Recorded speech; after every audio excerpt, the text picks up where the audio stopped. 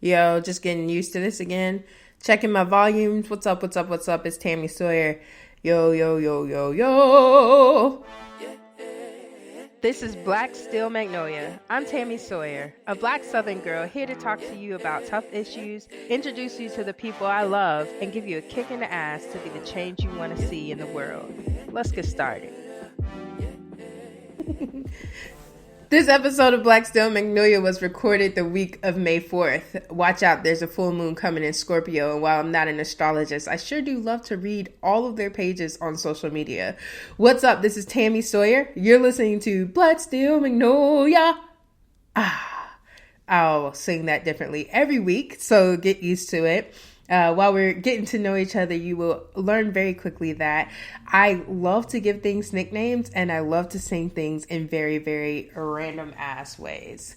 So here we are, episode 1, and I'm really excited to finally record this. Shout out to my partner in crime, Carly, who is the producer of this show and whose patience has been amazing. Let me be honest, y'all. Black Steel Magnolia was supposed to drop in March. We spent a lot of time planning in my house, full weekends working on this, and then life happened. COVID-19 happened, and this got pushed to the curb because things just got crazy. My work as a county commissioner, my starting a new job, making sure I was safe, my family was safe. There was a short period of time where I thought I had COVID-19. And then getting past that, Imposter Syndrome.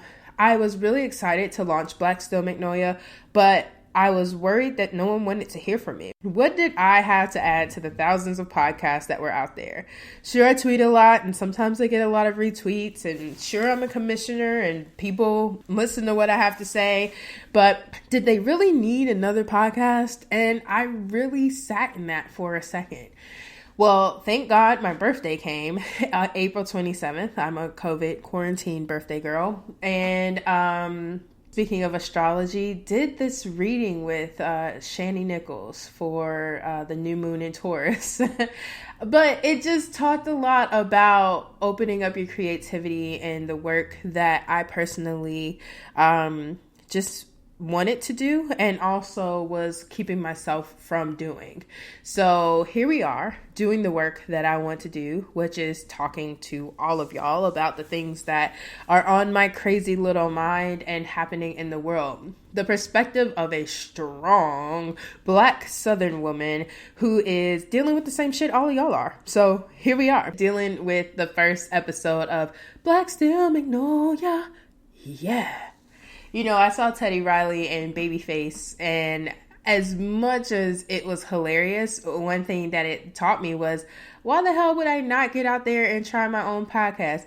If Teddy Riley can put on a velour Gucci suit and have his whole crew from 1995 in his house, it looked like a rented house. It was probably a Airbnb or something like that. If Teddy Riley can do all that, Tami, you can record a weekly 15-minute show. Not just me, but any of you out there. And imposter syndrome is something that a lot of Black women, and just a lot of women, period, but a lot of Black women really deal with. I'm not good enough. It's not my time. I should be polite. I should wait my turn. Fuck that. COVID-19 is rampant. We need to take the initiative and the impetus to live our lives like all these other folks who, you know, get on Instagram and have a whole concert with bad sound or become the president of the United States and don't deserve to do it.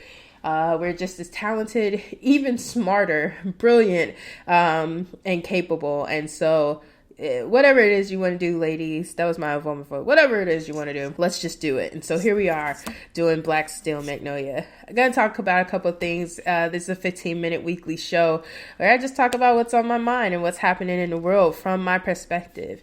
Joe Biden this week has rolled out finally, quote unquote, his plan for Black America. And guess what that plan is called? The Lift Every Voice and Sing plan. As someone who attended an HBCU, shout out to Hampton University, the number one HBCU in the land, I know that just like any other person who's ever attended, whether you went for one semester or got your master's there, anyone who's ever attended an HBCU has had to stand up for the Black Negro national anthem, lift every voice and sing. Joe Biden, you do not deserve to call your plan for Black America Mr. Crime Bill. You do not deserve to call your plan the lift every voice and sing plan. These plan names, Pete Buttigieg with the Douglas plan, and then now we have the lift every voice plan. I don't want that. I want some real shit. Talk to me about reparations. Talk to me about the way you're going to decriminalize our youth and fund our schools. Talk to me about the way you're going to get lead out of the fucking water wells that are, poisoning our kids in Flint and Memphis and all across the country. Don't talk to me about naming your plan the Lift Every Voice plan. I sing Lift Every Voice and Sing in the shower. I don't need to see it on Joe Biden's plan. Instead of pandering to us, give us the meat. Like, you're not even giving us the potatoes, Joe. And I'm just tired of members of the Democratic Party. I could go on and on. Like, this whole show could be about this primary. And, while I've made it very clear that I'm going to get out and vote for Joe Biden when the time comes, I'm just disappointed that this is where we are. And I'm disappointed that here we are with a plan called the Lift Every Voice plan. I mean, don't name it after a piece of our culture. Don't call it the Beehive plan. Don't call it, the Jodeci plan. Put some real stuff in there. And I just am not seeing enough of that. $900 million to continue to criminalize youth and fight gun violence instead of $900 million to improve our schools so that youth aren't picking up guns, they're picking up books. Like I said, I could go on and on, but I'm not here for Lift Every Voice. The only time I'll be lifting every voice and singing is when I'm standing in an auditorium and we all got to stand up and sing it because it's being played on the organ. And it's time to recognize the importance of that song to our culture that should not be used as a political tool. That being said, speaking of political tools, the entire South is being used as a political tool right now as Southern governors have rushed to open our states. Right here in Tennessee and in my bordering states, Tennessee, Georgia, Alabama, Mississippi, et cetera, have rushed to reopen, even though we know that COVID-19 has not by any means left the building. So it's interesting, though, because Cenk Uygur of the Young Turks tweeted today a bunch of ridiculousness, but basically he said, if we had a Democrat with balls when we take over, they cut off funding to red states and make them beg for their handout. Almost all of them are welfare queens who live off the blue states. Republican-run states are on average miserable failures who take more from the federal government. Let me tell you something. Black people built the South, okay? Built it. We're still waiting for our 400 acres because that's what we deserve, not 40. Our 400 acres and our stable of horses. And we are still here. And I said this on Twitter, but while Sink and his like are eating $1,000 14 karat gold chicken wings, Black people and Latinx people in the South and these red states he wants to cut off, they are poor and working in poultry houses that are run over with disease and dying for elite people like him to say things like, let's cut them off. They're welfare queens who live off blue states. Now, if you wanted to attack the Republican governors, you could have had more insight as a national speaker, as a national supposed leader of the Democratic Party. You could have spoken out in a much different way. Let's be real. At the end of the day, the language is racially coded, unacceptable, and dismissive of Black people in the South. Enough of that, because we could talk all day about the ways that people mischaracterize the lives and experiences of Black people in the South. And we will. We'll be talking about it every week because there's so many examples where people think we're just down here with our head in the sand, not fighting against the white supremacist conditions that we live under. And that could be far from the truth.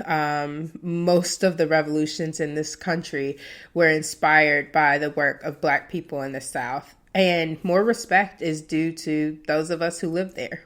Millions of us. While we're talking about the millions of Black people in the South, millions of Black people across the country don't get counted in the census every decade. whatever the reason for not getting the census done, let's work this year, 2020, to make sure that as many of us get counted as possible. If you're listening right now and you haven't completed your census, pause. Head to mycensus2020.gov, complete your census. It takes less than 5 minutes. Send it off. You're counted. Your family's counted. When your great-great-grandkids look you up on Ancestry.com in 50, 60, 80 years, you'll be there. Then you can come back and you can listen to the last 5 minutes. That'll be your gift for completing your census on mycensus2020.gov. We've got a big weekend coming up. It's Mother's Day weekend. It's going to be interesting, right? Because it's Mother's Day weekend in quarantine. I know my mom, the OG Black Steel Magnolia Gladys, is not excited about that. She's like, I want to see my kids and my grandkids. We're going to try to make something shake, but I just hope everyone stays safe, even though it is Mother's Day. Try to give your moms and mother figures some love safely and at a distance. And for those of you who might just be remembering your mom, you know, you're always in our thoughts. And speaking of people who are having a difficult time in quarantine and having to deal with the grief of life while also being separated from friends and family, I was looking on Instagram today and it's Vanessa Bryant's birthday.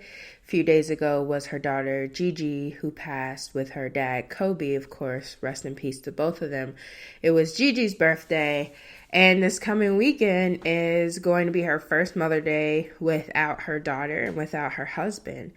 And whenever I see a Vanessa Bryant post, it just really is so emotional. Even though we've all known our own individual loss, to see that kind of loss lived out loud is always something that just strikes me so heavy. Lauren London's page is the same way. And it's just amazing to me that she's still sharing so much of her love for her family out loud and with everyone, that Vanessa is posting about her birthday, about Gigi, about Mother's Day, about Kobe, when she really could just retreat. Then even more, she's doing that in a time of quarantine. Today is not just Vanessa's birthday, it's also Cinco de Mayo. And I think about people like her who are quarantined and dealing with loss, and the people who are working around the clock nonstop. You know, we're always talking about our first responders and, you know, the parents who have shifted to being teachers when they're home with their kids. And then I see stuff like Midtown Memphis and Midtown Atlanta filled to the brim because people wanted to go get a margarita for the 5th of May. You know, we just got to think about the sacrifices people make every day. And that there's some really strong people out there, from first responders to Vanessa Bryant to my mom who can't see her grandkids. And we've just got to make better decisions collectively across the board, because this is not a game we're in right now. That's my lecture on COVID-19. I'm Professor Tami Sawyer. But no, seriously, let's take this real. Like Cardi B said, the shit is real and it's not over. Let's keep ourselves and our community safe. It's important because we're the only ones that will keep us safe. This has been fun. I think I'm going to do it again next week. I know I'm going to do it again next week. So make sure to follow me, Tami Sawyer, on all platforms, at Tami Sawyer. That is TAMISAWYER, because the OG Black Steel Magnolia refused to allow my nickname to be spelled in a basic way. So TAMI Sawyer on all social media platforms. You can also follow our show page at Black Steel Magnolia on all social media platforms. The podcast is wherever you get your podcast. And again, we hope to be here every week with a quick 15 minutes of all this Black Southern girl realness, talking about a lot of shit from politics to pop culture to a lot of anecdotes about my mama. See y'all very soon. Happy Mother's Day. Be safe. Be a savage. Holla. We Can't Wait, the Black Steel Magnolia theme song, is produced by I Make Mad Beats and performed by Cameron Bethany.